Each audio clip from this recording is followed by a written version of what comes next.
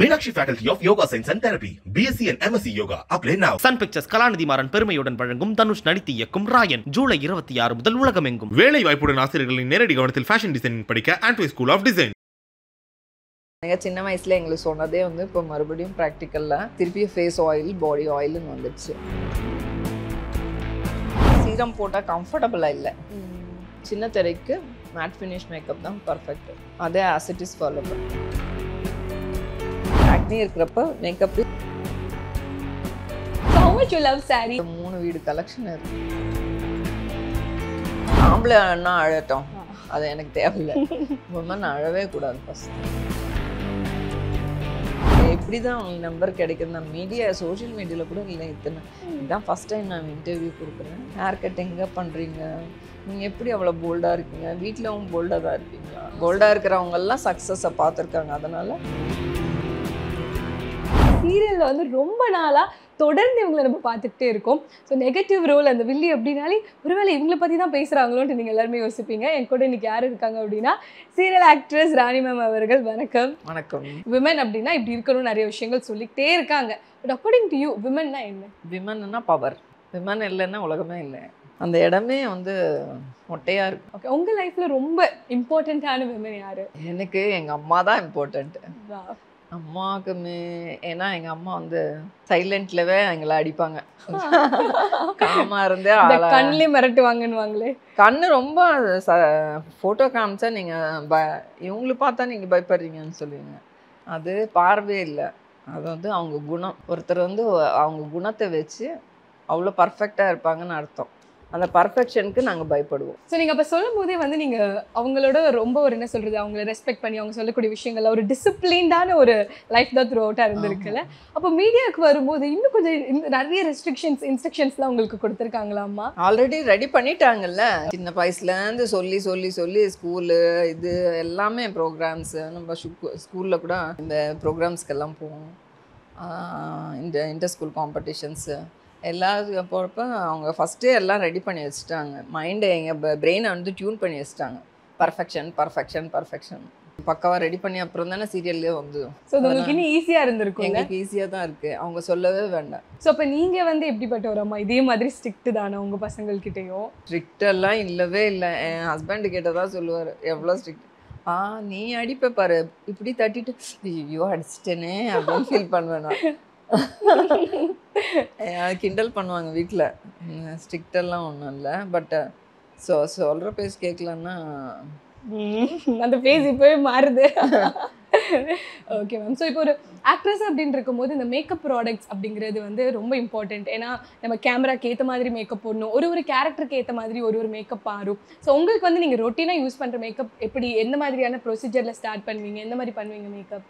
பிகினிங்கில் சின்ன வயசில் பெருசாக தெரியாது.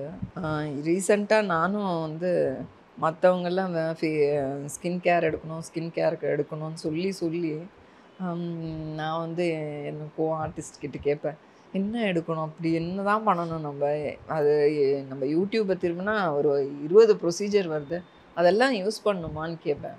இல்லை நம்ம வீட்டு ரெமெடிஸ் இருந்தாலே போதும் அப்படின்வாங்க. மிஞ்சி நான் டெய்லி பெருசாக யூஸ் பண்ணுறது அந்த பால் மேலே ஏடு வரும், அது எடுத்து கொஞ்சம் அப்ளை பண்ணுவேன். அது எனக்கு சின்ன வயசுலேருந்து ஆயில் போட்டு அப்பா சொல்லுவாங்க ஆயில் போடணும்னு சொல்லிட்டு. ஃபைனலாக இப்போ மறுபடியும் டாக்டர் சொல்கிறாங்க ஆயில் இப்போ ஃபேஸ் ஆயில் பாடி ஆயில்னு வருது. மறுபடியும் ஆயிலே போடக்கூடாதுன்னு சொன்னாங்க டெர்மட்டாலஜிஸ்ட். இப்போ ஆயில் ஃபேஸ்க்கு யூஸ் பண்ணணும்னு சொல்கிறாங்க. அந்த காலத்தில் சொன்னதே இப்போ எனக்கு சின்ன வயசில் எங்களுக்கு சொன்னதே இப்போ மறுபடியும் ப்ராக்டிக்கலில் திருப்பி ஃபேஸ் ஆயில் பாடி ஆயில்னு வந்துடுச்சு. ஸோ ஆயில் அப்ளை பண்ணி நல்லா காலையில் ஒரு 5 to 10 minutes ஆயில் அப்ளை பண்ணுவேன். அதுக்கப்புறம் குளிக்க போயிடுவேன். வந்தால் ப்ரைமர் இருக்கும், ப்ரைமர் போட்டு மேக்கப் போட்டுருவேன். சீரம் போட்டால் கம்ஃபர்டபுளாக இல்லை.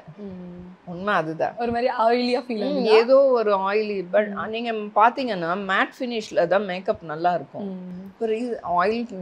இப்போ ஆயிலி மேக்கப் போடுறாங்களே தவிர நம்ம கிளைமேட் நீங்கள் வெயிலில் போய் 2 நிமிஷம் நின்னா நீ ஆயில் தானாக வரும். நம்ம போட தேவையில்ல. அது அவங்க கிளைமேட்டுக்கு அப்ராட்ஸில் அவங்க கிளைமேட்டுக்கு ஏற்ற மாதிரி அவங்க ரெடி பண்ணியிருக்காங்க. பட் நம்ம ஆளுங்க அதே ஃபாலோ பண்ணுறாங்க. இன்ஃபேக்ட் நான் ஒரு பெரிய மேக்கப் லேடி ரஜினி சார் போடுவாங்கள்ல, அவங்கக்கிட்ட கேட்டேன் நான், மேக்கப் பண்ணுறேன் மேம், நீங்கள் என்ன பார்த்துருக்கீங்களா இல்லையா டிவியில்? இல்லை பார்த்துருக்கேன் நான். என் மேக்கப் ஓகேவா அப்படின்னு. ஏன்னா கேட்போமே பெரியவங்க கிட்டன்னு, கண்டிப்பா. ஓகேவாண்ணா நீங்கள் மேட் ஃபினிஷில் மேக்கப் பண்ணுறீங்க, சின்ன திரைக்கு மேட் ஃபினிஷ் மேக்கப் தான் பர்ஃபெக்ட், அதே ஆசிட்டிஸ் ஃபாலோ பண்ணுங்க, வேறு ஒன்றும் பெருசாக நீங்கள் கரெக்ஷன்ஸ் எல்லாம் பண்ண வேண்டாம், ஆசிட்டிஸ் நல்லா நீட்டாக இருக்குது அப்படின்னா. நாட் ஆயிலி ஃபினிஷ், இந்த க்ளோயி மேக்கப்பை நான் பண்ணுறது இல்லை. மார்னிங் கேர், நைட் கேர் அப்படின்னு சொல்லி நிறையா டிஃப்ரெண்ட்டாக பிரித்து நம்ம லஞ்ச் பிரேக்ஃபாஸ்ட்னு சாப்பிட்ற மாதிரி இந்த ஸ்கின் கேருக்கு வந்து இருக்குது. நீங்கள் அது மாதிரி தூங்குறதுக்கு முன்னாடி வந்து சில இந்த நைட் கேர் இப்போ பண்ணுறது ரீசெண்டாக யூஸ் பண்ணுறேம்மா. ஃபேஸ்க்கு கொஞ்சம் டைம் கொடுக்கணும்னு சொல்லுவாங்க, அதாவது நம்ம போர்ஸ்க்கு ஏர் ஆக்சிஜன் பாஸ் ஆகணும்னு சொல்லுவாங்க. நம்ம இம்மீடியட்டாக அது மேலே க்ரீம்ஸ் அப்ளை பண்ணிடுறோங்க, அந்த மாதிரி பண்ணக்கூடாது. அதுக்கு கொஞ்சம் டைம் கொடுக்கணும், அதோட நேச்சுராலிட்டிக்கு கொஞ்சம் இந்த ஆக்சிஜன் இன்டேக்கு டைம் கொடுக்கணும். அவ்வளோ நேரம் மேக்கப் போட்டிருப்போம்ல, ஆஸ் ஏ ஆர்டிஸ்ட்டாக சொல்கிறேன், பப்ளிக்காக நான் சொல்லலை. Public they don't need makeup at all first thing, but still they are using that, they don't need, as it is they are good. அதை ரிமூவ் கொஞ்சம் நேரம் விட்டுட்டு, இப்போ நான் நைட் க்ரீமு ஏதாவது night cream, any night cream is okay போட்டுட்டு படுக்கிறேன். Nice, super. But actually நீங்கள் சொன்ன மாதிரி தான் அந்த மேக்கப் அப்படிங்கிறத வந்து நம்ம மீடியாவில் இருக்கோம், டெலிவிஷனில் ஆக்ட் பண்ணுறோம் அப்படிங்கிறதுனால. ஆனால் இப்போ நிறைய பேர் பார்த்தீங்க அப்படின்னா ரா ஃபேஸை வந்து காட்டுறதுக்கு பயப்படுறாங்க. அப்படி இருக்கிற ஃபேஸை நார்மலாக கண்டிப்பாக வந்து ஹார்மோன் ஸ்டேஜ்னால விமென்க்கு வந்து பிம்பிள்ஸ் வர்றதா இருக்கட்டும், ஃபேஸில் வந்து ஆக்னைஸ் வருது, இது எல்லாமே ரொம்ப நார்மல்ல. இந்த நார்மலைஸே ஆக்காமல் கொஞ்சம் ஆக்னை தெரிஞ்சிட்டாலும் ஐயோ உடனே ஆரஞ்சு கரெக்டர் போடு அது போடுன்னு சொல்லி இந்த ஃபேஸை ஃபுல்லாக கவர் பண்ணுறதுலேயே இருக்காங்க. இதை நீங்கள் எப்படி யோசிக்கிறீங்க? ஆக்னி அந்த ஏஜுக்கு வரும், சர்டன் ஏஜுக்கு வரும், அது கவர் பண்ணணும்னு அவசியம் இல்லை. பீப்புள் கேன் அண்டர்ஸ்டாண்ட், யார் டீனேஜர்ஸ்க்கெல்லாம் ஆக்னி நிறைய வரும். பட் ஆஃப்டர் டீனேஜர் சில பேருக்கு வரும், அது மேபி த கண்டினியூஷன் ஆஃப் ஸ்கின்னில் பிரச்சனை இருக்கிறதால வரும். தட் தே ஷுட் ரெக்டிஃபை தான் தவிர அதை கவர் பண்ணால் இன்னும் எக்ஸஸ் ஆகிடும். அதை ரெக்டிஃபை, அது என்ன பிரச்சனை இருக்குது அது ரெக்டிஃபை தான் பண்ணணுமே தவிர, இப்போ இருக்கிற டெக்னாலஜிக்கு எதுனாலும் they are rectifying easily. It takes a little bit of time, அதுக்கு பொறுமை வேணும். இதுக்குள்ளே அது மேலே 10 போட்டால் அது ஒரு ஆக்னி 10 ஆக்னி 20 ஆக்னி ஆகி ஃபேஸ் ஃபுல்லாக ஸ்கின் ஃபுல்லாக வருது. So they don't need that. Makeup பண்ணுறத அந்த டைமில் சுத்தமாக யூஸ் பண்ணக்கூடாது, ஆக்னி இருக்கிறப்ப மேக்கப்பே யூஸ் பண்ணக்கூடாது. இன்ஃபேக்ட் நம்ம ஆக்ட்ரஸ் சாய் பல்லவி வந்து அவங்க மேக்கப் யூஸ் பண்ணாததுக்கு காரணமே ஆக்னி தான். அதுக்கு அவங்க ரெக்டிஃபை அனுப்புகிறோம், அதே she is continuing with makeup. I believe recent மூவிஸ்லலாம் அவங்க மேக்கப் ஃபஸ்ட்லலாம் அவங்க அப்படி ஒன்றும் லைட்டாக காம்பேக்ட் மாத்திரம் தான் போட்டு. டயட், ஏன்னா நீங்கள் வந்து த்ரூ அவுட் நாங்கள் உங்களை பார்க்குறது ஒரே மாதிரி தான் இருக்கீங்க, ஓவராக வெயிட் போட்டு நாங்கள் பார்க்கல, பர்ஃபெக்டாக அதை மெயின்டைன் பண்ணுறீங்களே. எல்லா பெண்களும் அதுக்கு ரொம்ப கஷ்டப்படுறாங்க. ஏன்னா இந்த கிரேவிங்ஸ் வரும், ஏதாவது சாப்பிட்ணுன்னு தோணும், அப்புறம் கொஞ்சம் வெயிட் விழுந்துருச்சேன்னு ஃபீல் பண்ணுறோம். எப்படி இதை அப்படியே த்ரூ அவுட் கேரி அவுட் பண்ணுறீங்க? அதான் ஆக்ட்ரஸ்ன்னு சொல்லிட்டீங்க. ஓ வா, நைஸ். அதுதான் ப்ரொஃபஷனுக்கு மெயினாக நம்ம உடம்பு தான். அதே ஃபர்ஸ்ட் ஆஃப் எனக்கு தெரியாது, பட் சில கேரக்டர் பண்ணுறப்ப எனக்கு சாரீ கட்டுறதுன்னா ரொம்ப பிடிக்கும். எனக்கு சாரீ இன்றைக்கி கூட வந்து நான் ஒர்க் அவுட் கம்பல்சரி பண்ணுவேன். நான் ஸ்கூலிங்கில் கூட நான் வந்து எல்லா ஸ்போர்ட்ஸ்லாமே இருப்பேன். அப்போவும் ஒர்க் அவுட் எல்லாம் எங்களுக்கு கொடுப்பாங்க. ஸ்போர்ட்ஸில் இருந்தால் ஆப்வியஸ்லி நம்ம ஒர்க் அவுட்ஸ் எல்லாம் கொடுப்பாங்க.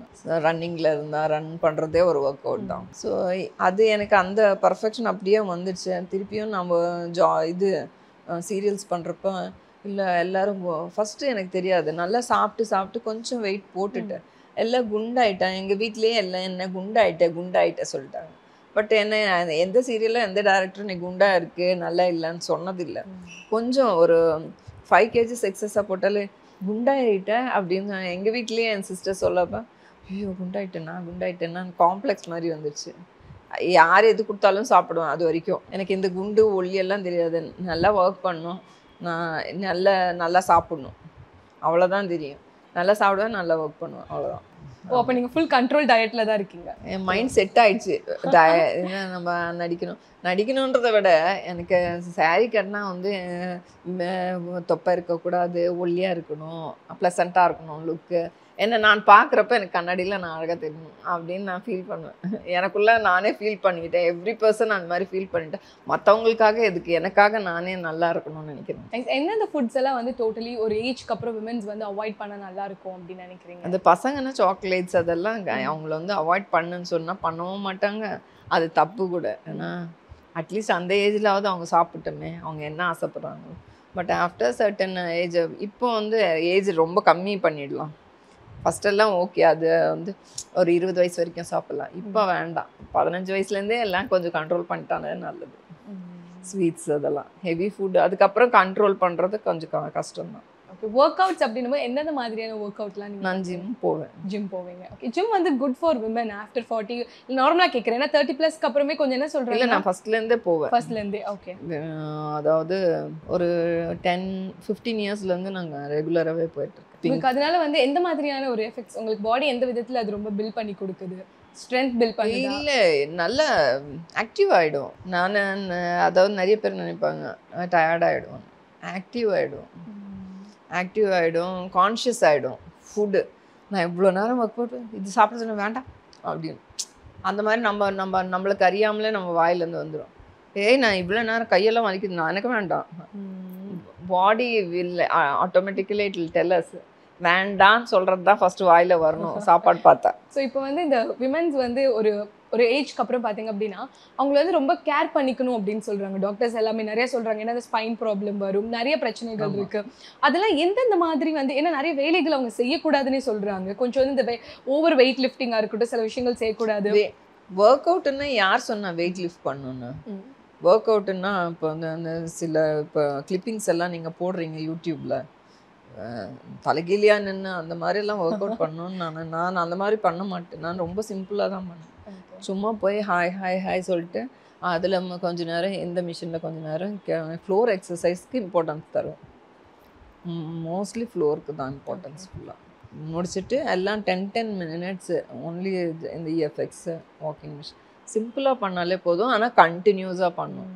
Everyday we should work out. அப்போ அதனால தான் இந்த மாதிரி இப்போ ஓரளவுக்கு ஒர்க் அவுட் பண்ணிட்டு விட்டுடா ஏறிடும் அப்படின்ட்டு நிறைய பேர் பயந்துட்டு ஒர்க் அவுட் ஏன் விடுறீங்க?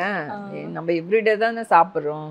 We don't have any other activities இல்லை, நம்மளுக்கு வேற எதுவும் ஆக்டிவிட்டீஸ் இல்லை. மீ டைம், எனக்கான நேரம் அப்படின்னு சொல்லிட்டு அதான் அப்பா அம்மாவை பார்த்துக்கிறது, ஹஸ்பண்டை பார்த்துக்கிறது, பிள்ளைங்களை பார்த்துக்கிறது, இப்படியே இருந்துட்டு அவங்களுக்கான நேரத்தை அவங்க செலவழிக்கிறது. கண்டிப்பாக ஒரு ஏஜ் வரைக்கும் அந்த நேரம் இருக்காது. ஓகே, உமனுக்கு அவங்களுக்கான நேரம் வந்து கிடைக்காம தான் நான் எந்த ஒரு ஃபேஸ் இதுக்கும் ஆயில் அப்ளை பண்ணுவேன். தான் சொல்கிறேன், நான் குளிப்பேன், திருப்பி மேக்கப் போட்டுருவேன், அவ்வளோதான்.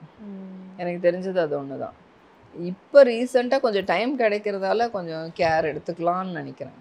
அதுவும் அப்போ அவ்வளோ அவேர்னஸும் இல்லை. இவ்வளோ ஸ்கின் கேர் எல்லாம் எடுக்கணும்னு எனக்கு தெரியாது. அப்போ அந்த அளவுக்கு இல்லை. அதுக்கப்புறம் என் ஆர்டிஸ்ட் எல்லாம் சொல்லி தான் நான் வந்து கொஞ்சம் கேர் எடுக்கிறேன். சாரீஸ் அப்படின்னாலே வந்து நீங்கள் ரொம்ப அழகாக சாரீஸை சொன்னீங்களே, நான் வந்து அதுக்காக என்னோட வெயிட் எல்லாம் வந்து மெயின்டைன் பண்ணுறேன் அப்படின்னு சொல்லி. So how much you love sari? எந்தெந்த மாதிரி கலெக்ஷன்ஸ்லாம் நீங்கள் வந்து வாங்குவீங்க? பர்டிகுலர்லி ஏதாவது இருக்கா? இந்த பனாரஸ் சாரீ அந்த மாதிரி ஏதாவது? அந்த மாதிரி எல்லாம் இல்லை. ஒரு கடைக்கு போகிறோம், அந்த அங்கே ஒரு 100 சாரீ எடுக்கிறாங்கப்பா, அதில் ஒரு 5 சாரியாவது எடுத்துகிட்டு வருவோமேன்னு எனக்கு பிடிச்சதெல்லாம் ஃபஸ்ட்டு ஒரு ஓரமாக வச்சுருவேன். நம்ம பட்ஜெட் பார்ப்பேன். ஃபஸ்ட்டு காஸ்ட் பார்ப்பீங்களா? ஃபஸ்ட்டு காஸ்ட் பார்க்க மாட்டேன். ஓகே, எனக்கு பிடிச்ச சாரியெல்லாம் எடுத்து வைப்பேன். அந்த 5 சாரியில் இப்போ வந்து நம்ம பட்ஜெட் இடிக்குதுன்னா இப்போ நம்ம ஒரு 10,000 தான் கொண்டு போயிருப்போம். அங்கே வந்து ஒரு 15,000 வந்துடுச்சுன்னா அந்த 10,000த்துக்கு ஃபஸ்ட்டு ப்ரிஃபரன்ஸ் சாரீஸ் எல்லாம் இருக்கும்ல, அது ஃபஸ்ட்டு அந்த 10,000த்துக்கு எடுத்து வச்சுட்டு மற்றதெல்லாம் அப்புறம் வந்து வாங்கிக்கிறேன்னு வந்துடும்.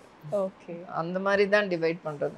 ஃபஸ்ட்டு காஸ்ட் எல்லாம் பார்த்தா சாரியை வாங்க முடியாது. ஓகே, நம்மளுக்கு பிடிச்ச சாரியெல்லாம் ஃபஸ்ட்டு எடுத்து வச்சுக்க வேண்டியதான். எவ்வளோ கலெக்ஷன்ஸ் இருக்கும் உங்ககிட்ட? இருக்குது, அது 3 வீடு கலெக்ஷன் இருக்குது. ஃப்ரம் த பிகினிங் இது வந்து ஃப்ரெஷ் சாரீஸ்ன்னு நான் சொல்ல மாட்டேன். ஃப்ரம் த பிகினிங் நான் சாரீ கட்ட ஆரம்பித்ததுலேருந்து இன்னி வரைக்கும் எல்லா சாரியும் இருக்குது. ரீசெண்டாக சில பேர் கேட்குறாங்க, அதனால் வந்து சரி ரொம்ப அப்படியே வெறுமே கிடக்கு. அவங்களா கேட்டால் தான் கொடுப்பேன். ஏன்னா நம்ம வேர் பண்ணிவிட்டு யூஸ் பண்ணிட்டு மற்றவங்களுக்கு கொடுக்குறது எனக்கு விருப்பம் இல்லை. பட் சில பேர் கேட்குறது இல்லை, பரவாயில்ல நீங்கள் அது சீரியலில் கட்டினீங்க, அதெல்லாம் மறந்தே போயிருப்பாங்க, அப்படியே வச்சுருக்கீங்க, எங்களுக்கு கொடுங்க, நாங்கள் யூஸ் பண்ணிக்கிறோன்றப்ப நான் அது கொடுத்துருக்கேன். இப்போ ரீசெண்டாக தான் ஒரு 20-30 சாரீஸ் கொடுத்துருக்கேன். அவ்வளோதான். தவிர நான் வேர் பண்ணிவிட்டு எல்லா சீரியல்ஸ்லாம் அது கொடுக்குறது எனக்கு இஷ்டம். ஓகே, கொடுத்தா ஒழுங்காக கொடுக்கணும்னு நினைக்கிறேன். விமன் அப்படிங்கிறவங்க வந்து எல்லா நிறைய சுச்சுவேஷனில் பார்த்தீங்க அப்படின்னா அந்த சில ஸ்டீரியோ டைப்ஸ்லாம் இருக்குல்ல, விமன்னா வந்து கொஞ்சம் அழுதுகிட்டே தான் இருப்பாங்க, இல்லைனா வந்துட்டு ரொம்ப வந்து அப்படியே அமைதியாக இருப்பாங்க, அந்த மாதிரிலாம் இருக்குல்ல. அதெல்லாம் வந்து பிரேக் பண்ணி போல்டாக இருக்கிறதுல வந்து என்னென்ன அழகு இருக்குது? அது வந்து எவ்வளோ அவங்களுக்கு சொசைட்டியில் வந்து எந்தெந்த மாதிரியான பேர் வாங்கி கொடுக்கும் அப்படின்னு நினைக்கிறீங்க? ஃபஸ்ட்டு அழுதாலே வீக்னஸ்ஸு விமனுக்கு. அழவே ஃபஸ்ட்டு ஆம்பளை அண்ணா அழட்டும், அது எனக்கு தேவையில்லை. உமன் அழவே கூடாது ஃபஸ்ட்டு. அங்கேயே அவங்க வீக் ஆகிடுவாங்க. அதனால் அழாதனால போல்டாக இருக்கிறதால பிரச்சனை வந்தால் பிரச்சனையை சந்திக்கணும்னு தவிர்த்து அழுது நான் வீக்குன்னு காட்டி சிம்பத்தி கெயின் பண்ணக்கூடாது. அது வேண்டாம். விமனுக்கு அது வேண்டான்னு நான் சொல்கிறேன். எல்லா விமனும் நல்ல ஆக்சுவலி சீரியல் பார்த்தவங்கெல்லாம் என்ன சொல்கிறது, நீங்கள் போல்டாக இருக்கீங்க, உங்களை பார்த்து நாங்கள் போல்டாக இருக்கோம், உங்களை பார்த்து தான் நான் இன்றைக்கி ஹேர் கட் இப்படி பண்ணேன், உங்களை பார்த்து தான் நான் இப்படி இருக்கேன், நீங்கள் காட்டன் சாரீ கட்டுறீங்களா, உங்களை பார்த்து தான் காட்டன் சாரீ. இந்த மாதிரி நிறைய ஃபேன்ஸ் இருக்காங்க. ஃபோன் எப்படி தான் அவங்களுக்கு நம்பர் கிடைக்குது? நான் சோஷியல் மீடியாவில் கூட இல்லை. இதுதான் ஃபஸ்ட் டைம் நான் இன்டர்வியூ கொடுக்குறேன். பட் அவங்க வந்து எனக்கு ஃபோன் பண்ணி எப்படி ஹேர் கட் எங்கே பண்ணுறீங்க, நீங்கள் எப்படி அவ்வளோ போல்டாக இருக்கீங்க, வீட்டிலவும் போல்டாக தான் இருப்பீங்களா? போல்டாக தான் இருக்குது. போல்டாக இருக்கிறதால தான் நான் நடிக்கிறோம். போல்டாக இருக்கிறவங்கெல்லாம் சக்ஸஸை பார்த்துருக்காங்க. அதனால் கண்டிப்பாக போல்டாக தான் இருக்கும். போல்டாக இருக்கணுன்றது ரொம்ப பியூட்டிஃபுல்லாக அழகாக சொல்லிட்டீங்க. ரொம்ப thank you ma'am. Thank you. Meenakshi Faculty of Yoga Science and Therapy, BSc and MSc Yoga. Apply now. Sun Pictures Kalanithi Maran பெருமையுடன் வழங்கும் தனுஷ் நடித்து இயக்கும் ராயன் ஜூலை 26 முதல் உலகமெங்கும். வேலை வாய்ப்புடன் ஆசிரியர்களின் நேரடி கவனத்தில் ஃபேஷன் டிசைனிங் படிக்க ஆண்ட்வே ஸ்கூல் ஆஃப் டிசைன்.